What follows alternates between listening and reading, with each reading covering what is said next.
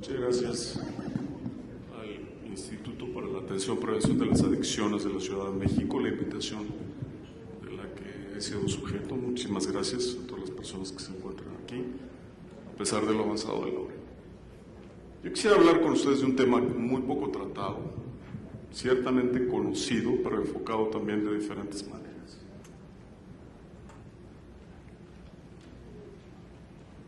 No sé por qué no avanza.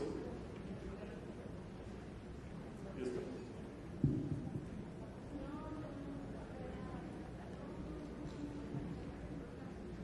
Vamos a hablar un poco de las definiciones y los conceptos. Quisiera primero ubicar nuestro tema en aquello de lo que voy a hablar y de lo que no voy a hablar. De lo que voy a hablar es de dos aspectos fundamentales: el abordaje del mantenimiento integral a largo plazo en el individuo y en las poblaciones.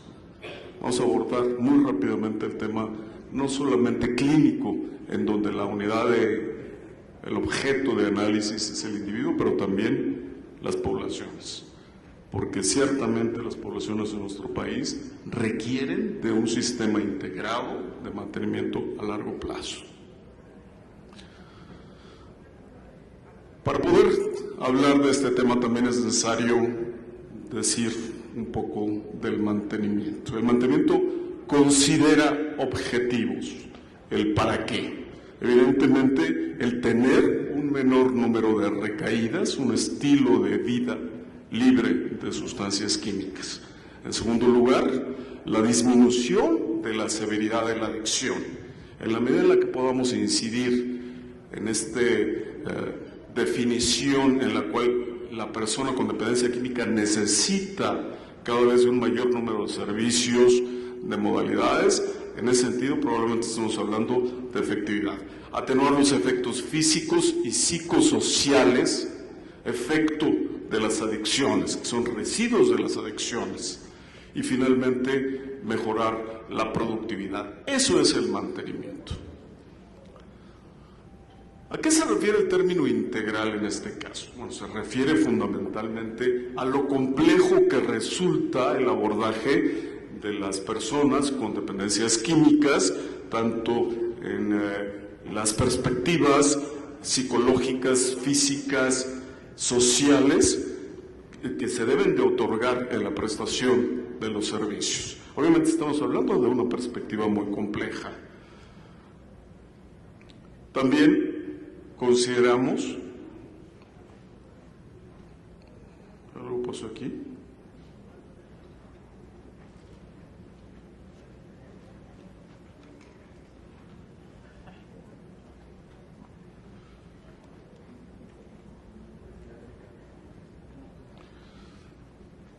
consideramos un término temporal. Al hablar de largo plazo tenemos que hablar por lo menos de más de un año.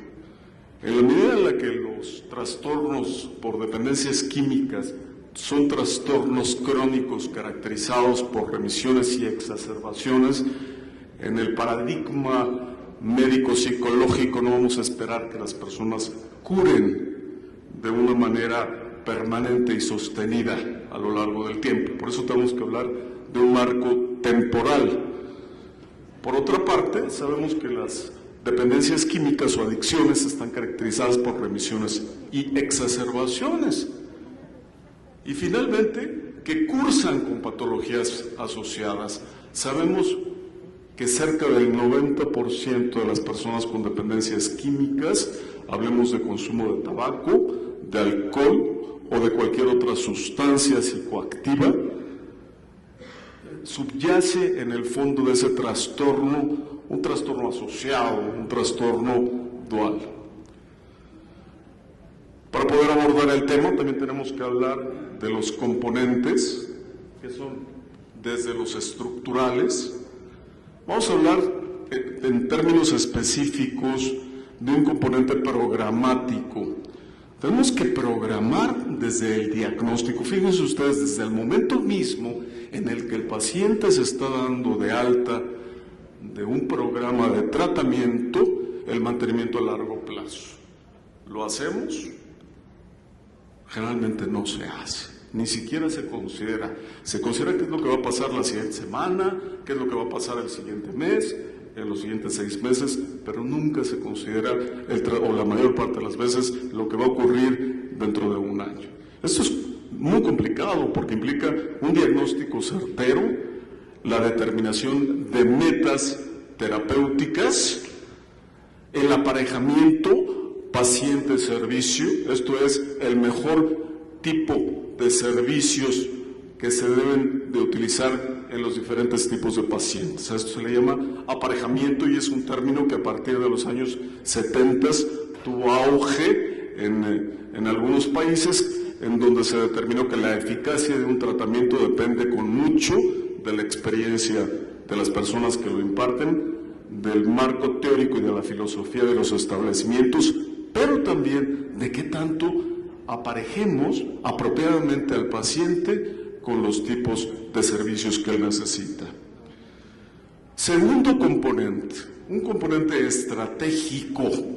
Vamos a hablar de la factibilidad. ¿Qué tan factible es que la familia, que la persona o la comunidad disponga de los recursos necesarios y suficientes para poder mantener a una persona libre de drogas a largo plazo? Esto es fundamental. No vivimos en Noruega, ¿no? Como a veces me dice mi hermana, oye, ¿dónde piensas tú que le hago de repente un comentario? ¿Piensas que vives en Noruega o en Suecia? No, vives en México, ¿cierto? Vivimos en México y a la medida en la que vivimos en México tenemos que adaptar esos recursos en la perspectiva de la factibilidad. Tienen que ser económicos y costo redituables las estrategias que utilicemos. Si nosotros consideramos que las estrategias deseables para un cierto tipo de grupos poblacionales son aplicables o costos redituables para otras, probablemente estamos incurriendo en un error. Tienen que ser sustentables a lo largo del tiempo. Las estrategias, por ejemplo, que ofrecen los grupos de ayuda mutua son sustentables en la medida de que prácticamente tienen un costo menor. Sí tienen costo, pero no tienen un costo. La economía de la salud habla de un costo en términos del tiempo que las personas que generosamente dan su tiempo en los grupos de ayuda mutua, pues tienen que dejar otro tipo de actividades a ese nivel. Pero son sustentables. Tienen que ser efectivas. Y el término efectividad se refiere a la capacidad que tiene un programa o un conjunto de servicios de generar los mejores niveles de calidad de acuerdo a las metas y los objetivos que nosotros hemos planteado. Todo el mundo puede hablar de la efectividad de su programa, de su institución, de su establecimiento. ¿En realidad son los más efectivos? Ese es un buen punto y creo que es un punto que se presta a la autorreflexión. La otra, tiene que ser segura la estrategia. Esto es, que nos asegure, que es un componente fundamental junto con la sustentabilidad, que ese paciente va a contar a lo largo del tiempo con los elementos suficientes y necesarios para asegurarle este proceso de recuperación. Bien, finalmente los componentes evaluativos. ¿Qué tanto nosotros tenemos la posibilidad de saber si el mantenimiento a largo plazo está surtiendo efecto en una persona o en un grupo poblacional? Solamente a través de la evaluación continua, de la evaluación periódica, a través de la investigación cualitativa o cuantitativa. No estamos hablando necesariamente de investigación metodológicamente complicada.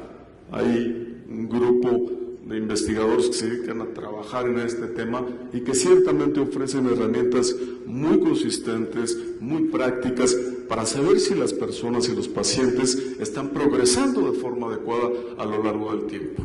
Entonces, tenemos los tres componentes estructurales, estratégicos y evaluativos para poder asegurar que el tratamiento integral a largo plazo de nuestros pacientes va a generar un mantenimiento apropiado de un estilo de vida libre de drogas.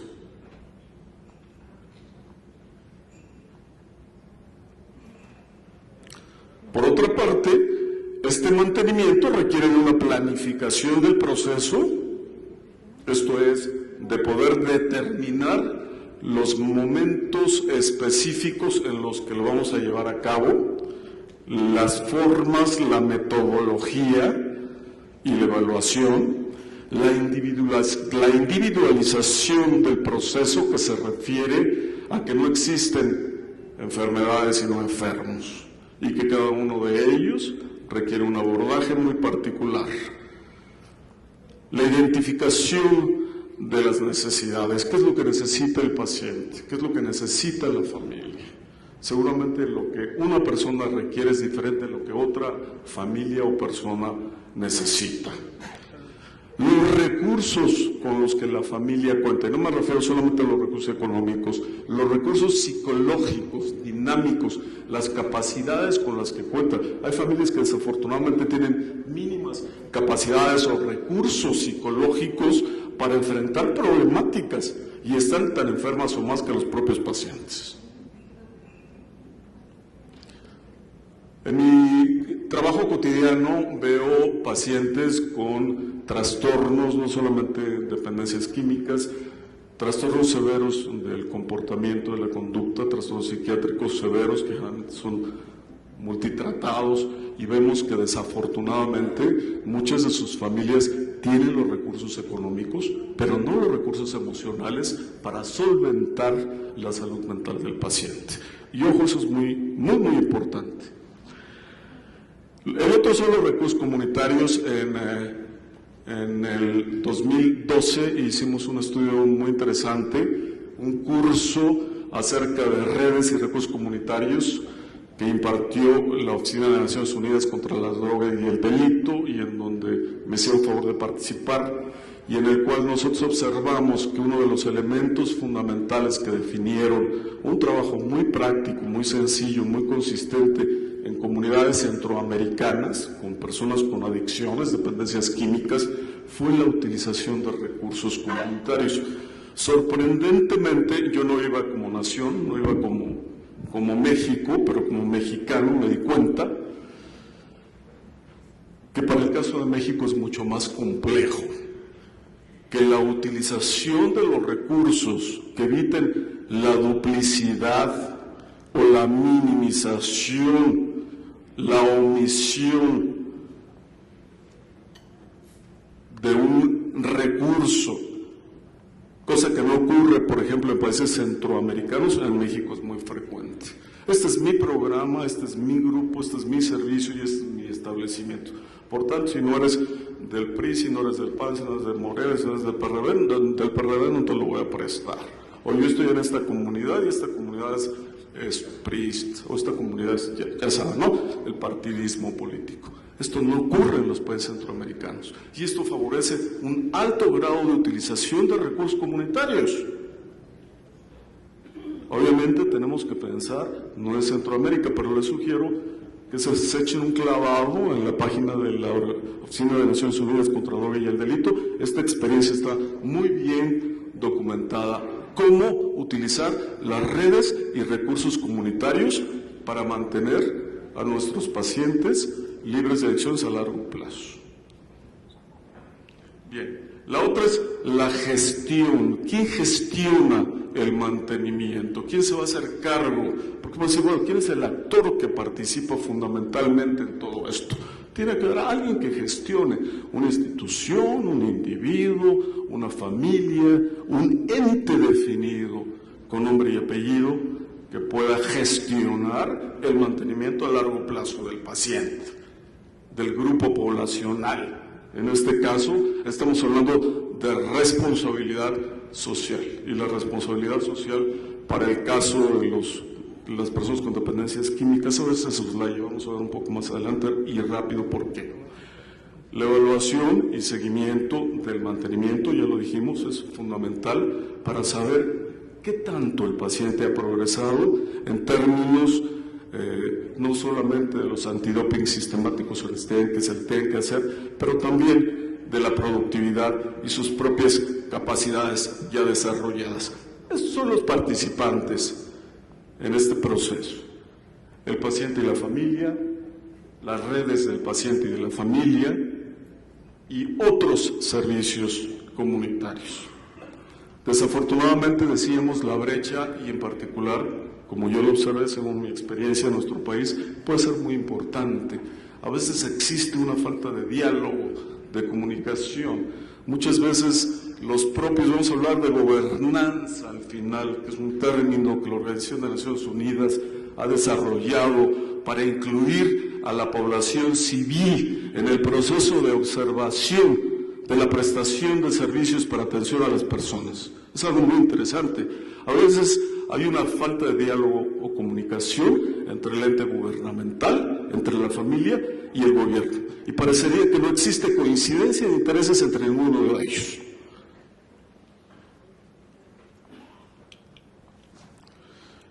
El mantenimiento integral a largo plazo incluye todas estas aproximaciones, desde las psicológicas, psicoterapias grupales, los grupos de ayuda mutua, el antidoping, las familiares, todo lo que son los procesos de orientación a la familia, los grupos de ayuda mutua, las socioculturales en México, por ejemplo, el juramento, que tiene un lugar preponderante en el mantenimiento a largo plazo, las aproximaciones farmacológicas como la naltrexona, los antipsicóticos, los antidepresivos para el tratamiento del trastorno dual, que no tenemos que soslayar en ningún momento, y las aproximaciones socioculturales. Bajo la lupa se encuentra entonces otro tema. Pasamos del tema clínico al tema de la salud pública.